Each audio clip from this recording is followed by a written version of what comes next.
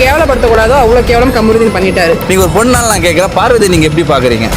இப்படி ஒரு பொண்ணை லைஃப்ல பார்த்ததே கிடையாது. ஃபர்ஸ்ட் அவங்களுக்காக என்ன வேணாலும் அவங்க ஃபீலிங்ஸ், அந்த செல்ஃப் ரெஸ்பெக்ட்லாம் அவங்களுக்கு வேணும்னு அவங்க நினச்சிருந்தாங்கன்னா இப்படி பண்ணவே மாட்டாங்க.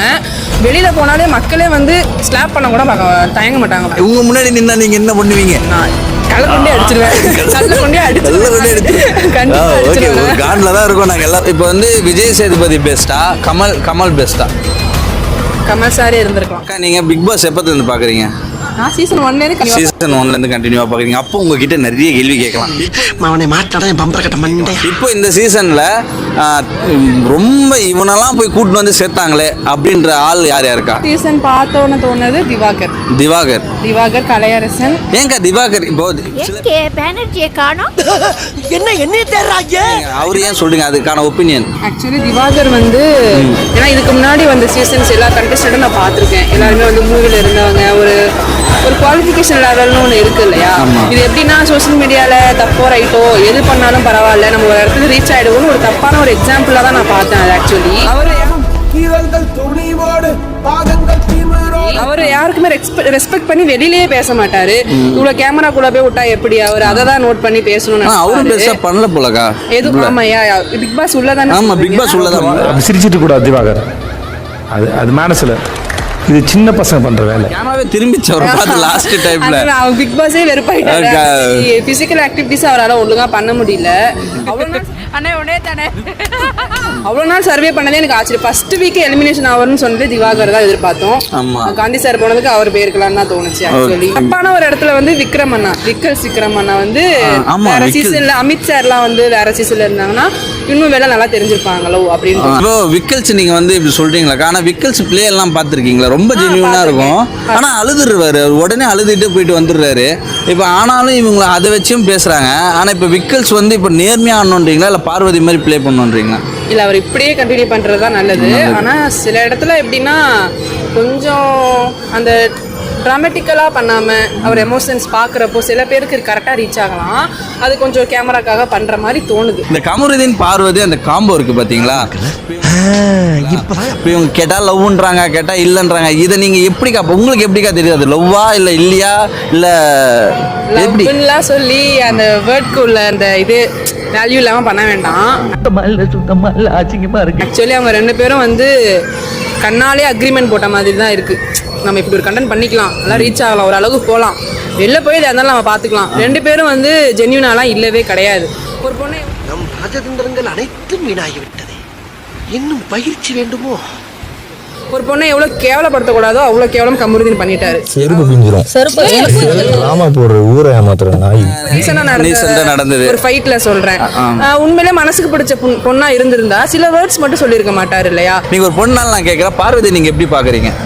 இப்படி ஒரு பொண்ணை லைஃப்ல பார்த்ததே கிடையாது. ஃபர்ஸ்ட் அவங்களுக்காக என்ன வேணாலும் அவங்க ஃபீலிங்ஸ், அந்த செல்ஃப் ரெஸ்பெக்ட்லாம் அவங்களுக்கு வேணும்னு அவங்க நினச்சிருந்தாங்கன்னா இப்படி பண்ணவே மாட்டாங்க.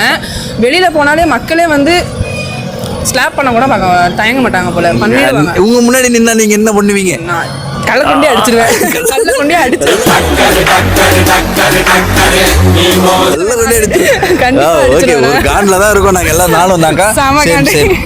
ஆனா இப்ப நேத்து வந்து இப்ப இதெல்லாம் ஆகி இன்னைக்கு விஜய் சேதுபதி அட்ரஸ் பண்ணுவார்ல, நீங்க அது ரெட் கார்டு மட்டும் கொடுத்தது அது ஓகேன்றீங்களா இல்ல அதையும் மீறி அவங்களுக்கு உணர்த்தணும் அப்படின்னு நீங்க நினைக்கிறீங்க? இல்ல இதுக்கப்புறம் அவங்களுக்கு உணர்த்துறதுக்கு ஒன்றும் இல்ல. ரெட் கார்டு இவங்க இப்ப கொடுக்கறதே எனக்கு பிடிக்கல. இதுக்கு முன்னாடி நிறைய பண்ணிட்டாங்க, அப்பவே ரெட் கார்டு கொடுத்து அனுப்பி இருக்கணும். இப்போ கமல் சார் இருந்தா இவங்களுக்கு எப்ப ரெட் கார்டு கொடுத்துருப்பாங்க, எந்த சம்பவத்துக்கு கொடுத்துருப்பாங்க? மோஸ்ட்லி எனக்கு தெரிஞ்சு மைக் போடாம அந்த இஷ்யூக்கும் ஏதோ ஒரு மைக் போடாம இருந்ததுக்கு மும்தாஜுக்கு கிளிகிளிங் கிச்சாரு. சொல்ல போனா பிரதீப் சார் தான் எனக்கு ஞாபகம் வராரு. பிரதீப் கார்டு கொடுத்து அனுப்புனாங்கல்ல, நியாயமா பண்ணாங்கல்ல. ஒரு 3 வீக்ஸ்க்கு முன்னாடியே லிமிட் தாண்டிடுச்சு கமருதீன் கிட்டலாம். ஆங்கிரி லெவலு, ஒரு சேஃப்டி, ஒரு உமன் சேஃப்டின்னு சொல்லி தான் பிரதீப் வெளில அனுப்புனாங்க. இப்போ வந்து ஒரு சாண்ட்ரா இந்தமாரி ஒரு நிலைமைக்கு வந்து தான் ரெட் கார்டு கொடுக்கணும்னு ஏன் வெயிட் பண்ணாங்கன்னு தெரியல. கமல் சார் இருந்திருந்தாருன்னா ஒரு வேளை கண்டஸ்டன்ட்க்கு இவ்வளோ தைரியம் வந்திருக்காதோன்னு எனக்கு தோணுது. கண்டிப்பா வந்திருக்காதுக்கா. அவங்க சர்டிஃபிகேட் கோட்டுக்கிட்டலாம் கைட்டு இறங்கி. ஆமா, அந்த மாதிரி பாருங்க, ரெக்கார்ட்ல பாருங்க. ஹலோ, என்ன வார்த்தை நான் பேசுறேன்னு இவங்க கேட்குற கேள்விகள் கொஞ்சம் இன்னும் ஸ்ட்ராங்கா வைக்கலாம். அதுதான். ஆனா கமல் சார் எந்த இடத்துல சிறுபால் அடிச்சிருப்பாரு கமருதீன் பார்வையும் 2 பேர் தனியா ஒரு ரூம் கோர்ட் டாஸ்க் அந்த உள்ள முடிஞ்ச உடனே மடியில் உள்ள போனது அதுலயே வந்து அனுப்பியிருக்கும். அதுலயே அனுப்பியிருக்கோம். உள்ள வந்து ஏதோ பாரு கமருதன் எனக்கு வந்து கப்பை அடிக்கணும்னு ஆசைன்னு பாத்தீங்கன்னா 3 பேர். ஒண்ணு திவ்யா, என் தலைவன் விக்கல்ஸ்னு சொன்னீங்கன்னா திவ்யா, அப்புறம் கானா வினோத் அண்ணா. கானா வினோத் அண்ணா வந்து வெளியில இருந்து பார்க்கும்போது கொஞ்சம் ஓட் பேஸ் அதிகமா இருக்க மாதிரி இருக்கு. நிறைய வீடியோஸ் ஃபேவரா வரதுனால கூட அப்படியே கமருதீனுக்கு பாருக்கு சப்போர்ட் பண்ணி அவரு தெளிவான ஒரு பாயிண்ட் ஆனா அவர் வைக்க மாட்டார். எல்லா இடத்துலயும் தெளிவா பேசுறாரு, அங்க மட்டும் கொஞ்சம் கன்ஃபியூஸ் ஆகுறாரு. அங்கெல்லாம் பேச்சுக்கே இடம் இல்ல. நம்மள ஒரு 100 பேர் தேடிக்கிட்டு இருக்காங்க. எது நம்மளையா? ஆமா, நான் எப்படா உங்களோட சேர்ந்தேன்? இந்த சென்டேல. அதனால நிறைய மக்கள் வந்து இன்ஃப்ளூயன்ஸ் தான் ஆகுறாங்க. அவங்க சரி நிறைய குரூப் ஆஃப் மக்கள் வந்து கானா வினோத் பின்னாடி போறாங்க. ஸோ அவர் கரெக்டாக இருப்பாரு நினச்சி எபிசோடு பார்த்தா அவர் கரெக்டாக தான் தெரிவார். ஆமாம். ஸோ அதனால கானா வினோத்துக்கு ஃபேன் பேஸ் கொஞ்சம் அதிகமாக இருக்க மாதிரி இருக்குது. திவ்யா வந்து பாயிண்ட்ஸ் வந்து நல்லா சொல்லுவாங்க. ஒருத்தவங்க சொன்னாங்கன்னா அதை வந்து ரிசீவ் பண்ணிக்கிற மாதிரியே இருக்க மாட்டாங்க. நீங்கள் அவங்களே தானே சொல்றீங்க. அதை கரெக்ட் பண்ணா கொஞ்சம் நல்லா இருக்கும் அப்படின்னு தோணுது. அரோரா சொல்லலாமேக்கா, அரோரா நல்லா பாயிண்டா பேசுவாங்க. கேம் ஆன மாட்டாங்க. ஸ்டார்டிங் கொஞ்சம் டவுனா இருந்தாங்க, இப்போ கொஞ்சம் நல்லாவே விளையாடுறாங்க. சீரியஸா அவங்க பேரை நான் சொல்லியிருக்கணும். கண்டிப்பா நான் சொல்லியிருக்கணும். அரோரா நான் இருக்கேன், மாமே இருக்கேன். Aurora crush. Okay okay.